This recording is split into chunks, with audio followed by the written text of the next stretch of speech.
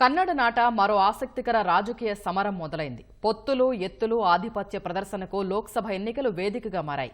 దక్షిణాదిలో అత్యధిక స్థానాలు కైవసం చేసుకోవాలని కాంగ్రెస్, ఉత్తరాది ప్రభావాన్ని దక్షిణాదికి విస్తరించాలని భాజపా వ్యూహ ప్రతివ్యూహాలు రచిస్తున్నాయి. ఏఐసీసీ అధ్యక్షుడు ఖర్గే సొంత రాష్ట్రం కావటం, అధికారంలో ఉండడంతో కాంగ్రెస్ పార్టీకి ఎన్నికలు ప్రతిష్టాత్మకంగా మారాయి. కర్ణాటక ఎన్నికల్లో సత్తా చాటి దక్షిణాదిలో బలాన్ని మరింత పెంచుకోవాలని కమలదళం ప్రణాళిక రచిస్తోంది.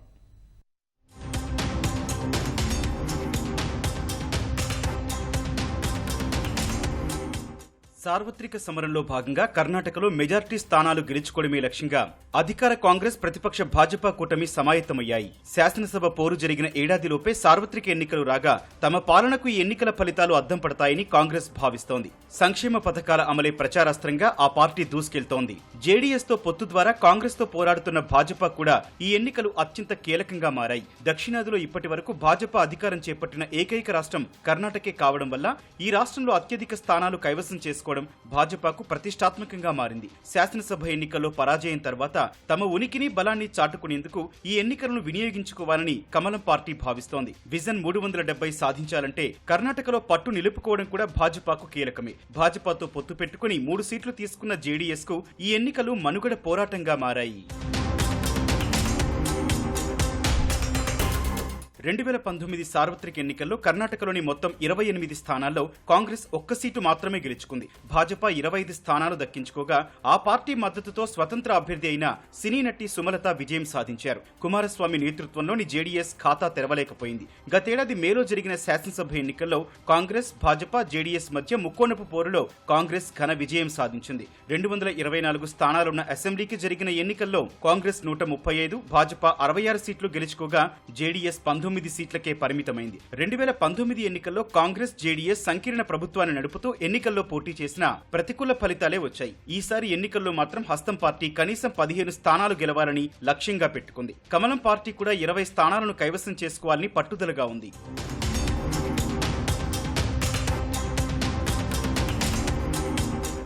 కర్ణాటకలో కనీసం 25 లోక్సభ స్థానాలు గెలుస్తామని భాజపా సీనియర్ నేత, మాజీ సీఎం యడియూరప్ప ధీమా వ్యక్తం చేశారు. గతేడాది నవంబర్లో భాజపా కర్ణాటక అధ్యక్షుడిగా యడియూరప్ప కుమారుడు బీవై విజయేంద్రను నియమించారు. ఫలితంగా విజయేంద్రకు ఎన్నికలు అగ్ని పరీక్షగా మారాయి. యడియూరప్ప కుమారుడు కావడం వల్లే పదవి దక్కిందనే విమర్శలను తిప్పికొట్టేందుకు ఆయనకు ఈ ఎన్నికలు కీలకం కానున్నాయి. ఇటీవల రామేశ్వరం కేఫ్ బాంబు పేలుడు, విధానసౌధ వద్ద పాకిస్తాన్ అనుకూల నినాదాలు వంటి అంశాలను అస్త్రాలుగా చేసుకుని ప్రభుత్వంపై దాడి చేసేందుకు భాజపా సిద్ధమైంది. రాజ్యసభ ఎన్నికల్లో కాంగ్రెస్ అభ్యర్థి సయ్యద్ నసీర్ హుస్సేన్ విజయోత్సవాల్లో పాకిస్తాన్ అనుకూల నినాదాలను భాజపా ప్రజల్లోకి తీసుకెళ్తోంది. కర్ణాటకలోని కాంగ్రెస్ ప్రభుత్వం ఉగ్రవాదుల పట్ల మెతకగా వ్యవహరిస్తోందని భాజపా అధ్యక్షుడు నడ్డా ఆరోపించారు. కాంగ్రెస్ కు కర్ణాటక సర్కారు ఏటీఎం ప్రభుత్వంగా మారిందని, ఇక్కడి నుంచి డబ్బు వసూలు చేసి ఢిల్లీలో హస్తం పార్టీ ఖజానా నింపుతారని ఆరోపించారు. కర్ణాటకలో నీటి కొరత ఈ ఎన్నికల్లో కీలక ప్రచారాంశంగా మారే అవకాశం ఉంది.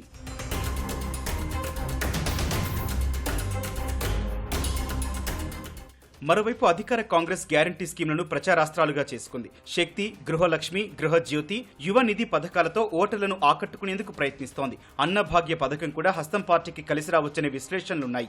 భాజపా నేతృత్వంలోని ఎన్డీఏ ప్రభుత్వం కర్ణాటకపై సవతి తల్లి ప్రేమ చూపుతోందని విమర్శలు చేస్తోంది. కర్ణాటకకు రావాల్సిన నిధుల వాటా ఇవ్వడంలో కేంద్ర ప్రభుత్వం నిర్లక్ష్యంగా వ్యవహరిస్తోందని, అనేక ప్రాంతాల్లో కరువును ఎదుర్కొనేందుకు సాయం అడిగినా చేయడం లేదని కాంగ్రెస్ వివరిస్తోంది. కరువు నివారణకు 18,172 కోట్లు విడుదల చేయాలని 2023 అక్టోబర్ 20న కేంద్రానికి లేఖ రాశామని, ఇప్పటి వరకు ఒక్క పైసా కూడా ఇవ్వలేదని ముఖ్యమంత్రి సిద్ధరామయ్య ఆరోపించారు. సీఎం, మంత్రులు, కాంగ్రెస్ ఎమ్మెల్యేలు, ఎంపీలు ఫిబ్రవరి 7న ఢిల్లీలో కర్ణాటకకు నిధుల విడుదలలో అన్యాయం చేస్తున్నారంటూ ఆందోళన కూడా చేశారు. రాజ్యాంగ సవరణపై భాజపా ఎంపీ అనంత్ కుమార్ హెగ్డే చేసిన వ్యాఖ్యలను కూడా కాంగ్రెస్ విస్తృతంగా ప్రచారం చేస్తోంది.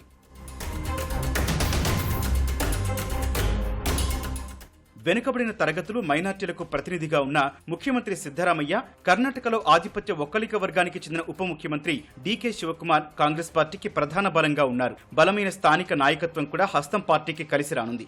ఏఐసీసీ అధ్యక్షుడు ఖర్గే కర్ణాటకకు చెందిన వారు కావడంతో ఇక్కడ దళితుల ఓట్లను ఏకీకృతం చేసే అవకాశం కాంగ్రెస్ పార్టీకి దక్కింది. అధికారంలోకి వచ్చాక ఎన్నికల్లో ఇచ్చిన 5 ఎన్నికల హామీలను సిద్ధరామయ్య ప్రభుత్వం అమలు చేయడం కూడా కలిసి రానుంది. సిట్టింగ్ భాజపా ఎంపీలపై వ్యతిరేకత కూడా కాంగ్రెస్ కు కలిసొచ్చే అవకాశం ఉంది. జేడీ జేడీఎస్ భాజపా పొత్తు పెట్టుకోవడం కొన్ని నియోజకవర్గాల్లో హస్తం పార్టీకి అనుకూలంగా మారింది. అయితే కొన్ని చోట్ల బలమైన అభ్యర్థులు లేకపోవడం కాంగ్రెస్ ను కలవరపెడుతోంది. నేతల మధ్య అంతర్గత విభేదాలు కూడా ప్రతికూలంగా మారుతున్నాయి. ఖర్గే సహా పలువురు అగ్రనేతలు ఈ ఎన్నికల్లో పోటీ చేయకపోవడం కూడా మైనస్ గా మారింది.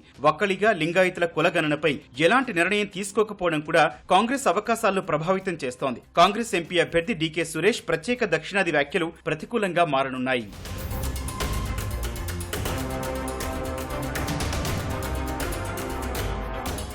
ప్రధాని మోదీకి ఉన్న ప్రజాదరణ, అభివృద్ధి, సంక్షేమ కార్యక్రమాలపై భాజపా భారీ ఆశలు పెట్టుకుంది. సంఘ్ పరివార్ మద్దతు సంస్థాగతంగా బలంగా ఉండడం కమలం పార్టీకి కలిసి రానుంది. క్షేత్రస్థాయిలో పటిష్ట వ్యవస్థ, అయోధ్యలో రామమందిర ప్రారంభం, పౌరసత్వ సవరణ చట్టం అమలు వంటి అంశాలు సానుకూలంగా మారాయి.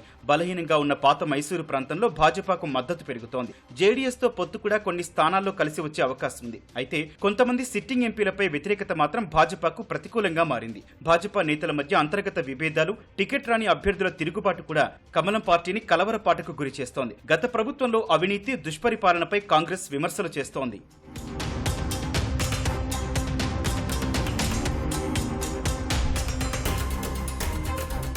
జేడీఎస్ కూడా ఎంపీ ఎన్నికల్లో క్రియాశీలక పాత్ర పోషించనుంది. బలమైన ఒక్కళిగ సంఘం మద్దతు జేడీఎస్ కుంది. ప్రాంతీయ పార్టీ ట్యాగ్ లైన్ కూడా కలిసి రానుంది. రైతు అనుకూల ఇమేజ్ కారణంగా గ్రామీణ ప్రజానీకానికి చెందిన ఒక వర్గంలో కుమారస్వామి పార్టీకి సానుకూలత ఉంది. ఎన్డీఏలో భాగం కావడంతో మోదీ చరిష్మా కూడా జేడీఎస్ కు కలిసొచ్చే అవకాశం ఉంది. అయితే 3 స్థానాల్లో మాత్రమే పోటీ చేయడం జేడీఎస్ కు ప్రతికూలంగా మారింది. భాజపాతో పొత్తుపై జేడీఎస్ లో అంతర్గత విభేదాలు ఉన్నాయి. భాజపాతో పొత్తు కారణంగా జేడీఎస్ సెక్యులర్ ఇమేజ్ దెబ్బతింది. వారసత్వ రాజకీయ ఆరోపణలు కూడా కుమారస్వామి పార్టీని దెబ్బతీసే అవకాశం ఉంది. భాజపాతో పొత్తు వల్ల ఓట్ల బదిలీ జరిగితే జేడీఎస్ కు కాస్త ఊరట లభిస్తుంది.